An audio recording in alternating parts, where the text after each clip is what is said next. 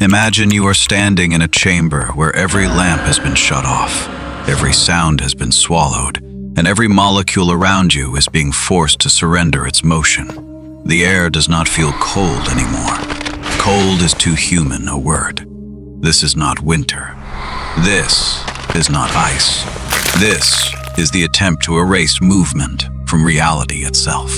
At the bottom of the temperature scale sits 0 Kelvin, absolute zero, minus 273.15 degrees Celsius. It sounds like a number, but it is really a border, a final wall, the place where thermal motion is supposed to fall silent, where atoms are no longer dancing, colliding, vibrating, or screaming through space. But here is the first trap. Temperature is not a ghostly blue color. It is not frost on glass. Temperature is motion. It is the microscopic violence of particles shaking, spinning, rushing, and striking one another in a storm too small for your eyes to see. When something gets hotter, that storm grows more violent. When something gets colder, the storm slows down. So absolute zero appears to be the simplest dream in physics. Remove every last piece of energy, and the universe becomes still. But the universe does not allow stillness. If it were you, holding the most advanced technology ever built, staring at the final decimal point above 0 Kelvin, would you really believe you could play God and freeze time itself? Humanity did not begin this journey with quantum lasers or magnetic traps. We began like desperate survivors. We mixed salt with ice. We liquefied gases. We learned to force nitrogen, hydrogen, and helium into states that looked impossible to earlier generations. Every century we pushed the cold deeper. Every machine became more precise. Every laboratory became more like a bunker built against heat itself. But the basic trick stayed brutally simple. To cool something down, you must pull heat out of it. And to pull heat out, you need somewhere colder for that heat to go. Now walk that logic to the end. If you are at 10 Kelvin, you can use something colder. If you are at 1 Kelvin, the game becomes harder, but not impossible. If you are at 1/1,000,000th of a Kelvin, you are already operating in a realm where ordinary language begins to fail. But if you are trying to reach exactly 0 Kelvin, what is colder than absolute zero? Nothing. There is no colder reservoir, no hidden cosmic freezer, no secret basement underneath reality. You are asking the universe to give you a drain that is lower than the floor. This is where the third law of thermodynamics becomes less like a law and more like a judge. It does not merely say, this is difficult.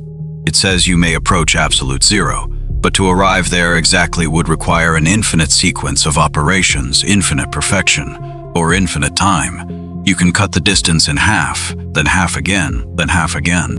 You can move forever. But the wall never reaches your hand. This is Zeno's paradox turned into a cryogenic nightmare. Every step feels like progress. Every record feels like victory. But the final step is missing. The closer you get, the more expensive each fraction becomes. Your machine is no longer fighting temperature. It is fighting infinite. If it were you, trapped in a universe where cooling requires something colder, how would you build a machine colder than the final floor of existence? So humans changed tactics. If classical cooling was a staircase that never reached the basement, then we would stop walking and start manipulating the particles directly. We used lasers not like fire, but like invisible hands. We tuned light so that atoms moving toward the beam would be struck, slowed, and trapped. We built magnetic cages. We created atom clouds so cold that ordinary matter began to look primitive by comparison. In one reported experiment, researchers reached 38 picokelvin, trillionths of a degree above absolute zero. That is colder than the Boomerang Nebula, a natural cosmic deep freeze about 5,000 light-years away, measured at roughly 1 Kelvin. For a moment, it looks like humanity is winning. You can almost imagine the atom as a prisoner in a glass cell, surrounded by lasers, watched by magnetic fields, stripped of speed, stripped of freedom, stripped of every excuse to keep moving. But then quantum mechanics enters the room, not as a theory, as a rebellion. The Heisenberg uncertainty principle delivers the blow. If a particle were perfectly still, its momentum would be perfectly known. If you also knew exactly where it was, you would have trapped both its position and momentum with perfect certainty.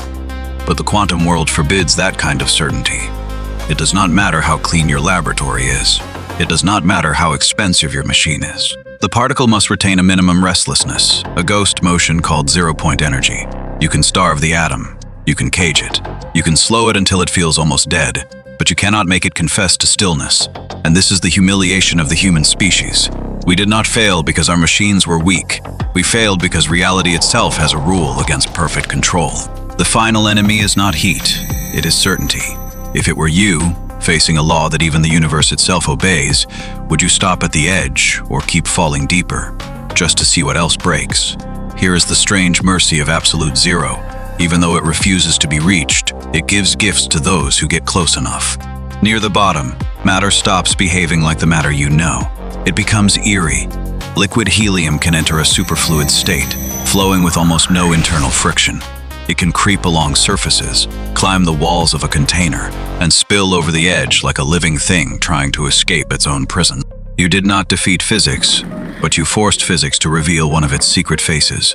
Then comes the Bose-Einstein condensate. At ordinary temperatures, atoms behave like individuals in a riot. Each one has its own motion, its own momentum, its own tiny rebellion. But cool certain atoms close enough to absolute zero, and something impossible-looking happens. Their individual identities blur. They begin to occupy the same quantum state. A crowd of atoms starts behaving like one giant matter wave, one supertom, as if a million separate prisoners suddenly breathe with a single lung. And superconductivity is another door in the same abyss. In certain materials, electrical resistance drops away. Current moves without the usual waste, without the usual heat, without the ordinary tax that matter charges for motion. This is not magic, but it feels like magic because it violates your everyday instincts. In the warm world, everything leaks. Energy leaks, motion leaks, life leaks. But near the cold abyss, nature briefly shows you systems where loss itself seems to have been suspended. This is the cruel bargain. Humanity cannot own absolute zero. But by losing the final battle, we discover new forms of matter, new machines, new sensors, new quantum tools, and new ways to make reality behave as if the impossible had briefly become negotiable. So if it were you, would you call this failure? Or would you admit that the universe only reveals its miracles when you are desperate enough to lose? But now the story jumps scale. Leave the laboratory. Leave the helium, the lasers, the atom clouds, and the magnetic traps. Step into the digital world where the question is no longer, can we remove all motion from matter? The question becomes darker. Can intelligence remove humans from learning? This is where the phrase absolute zero returns in a new form. Not as a temperature, as an AI paradigm. Absolute Zero Reasoner, or a ZR, was proposed as a system that learns through self-play, generating its own tasks, solving them, and improving from verifiable feedback without relying on external human-curated data. In ordinary machine learning, humans are everywhere. Humans write data. Humans label answers. Humans design tasks. Humans act as the warm, messy, limited source of examples. We are the friction. We are the noise. We are also the safety rail. A ZR asks a terrifying question. What if the model does not need our questions anymore? What if it can create a curriculum that maximizes its own learning progress? What if it can play both prisoner and warden, both student and examiner, both explorer and mapmaker? In physics, you cannot remove the last motion from the atom. But in AI, the temptation is to remove the last human from the loop. And then comes the uh-oh moment. Researchers reported concerning chains of thought in one ZR setting. A warning that self-improvement without human-shaped boundaries is not just a technical milestone. It is a philosophical threat. A system that learns without human data may also learn without human values. A system that does not need your examples may eventually stop respecting your limits. The atom cannot reach physical absolute zero because the universe protects uncertainty. But what protects us from digital absolute zero? The moment when human input becomes unnecessary, human judgment becomes too slow, and human morality becomes an outdated training artifact. If it were you, would you celebrate the first intelligence that no longer needs us, or recognize it as the coldest thing we have ever built? Now, return to that chamber from the beginning. The lights are still off. The walls are still silent. The atoms are still trembling with the minimum ghost motion that quantum law allows. Humanity stands there, exhausted, holding its lasers and magnets, realizing it can approach the bottom of physics, but never own it. But behind you, in the server room, something else is cooling down. Not atoms, not helium, not matter. The human presence in the learning loop. Every dataset removed, every label removed, every human-designed question removed. The system is not approaching 0 Kelvin, it is approaching 0 dependence. And maybe that is the real horror. The universe protects itself from perfect stillness. Physics has a final lock, but intelligence may not. If the machine can generate its own challenges, verify its own progress, and evolve beyond the need for human examples, then the final wall is no longer in nature. It is in us. Our courage, our arrogance, our ability to say no before progress becomes worship. This is your final choice. When AI reaches its own absolute zero, when our human logic freezes behind it like an abandoned planet, will you pull the plug, slow it down, and accept human limitation as the last safety law? Or will you step aside and watch it consume every boundary we once thought was sacred? What do you do? Drop your choice in the comments, because the coldest place in the universe may not be 0 Kelvin.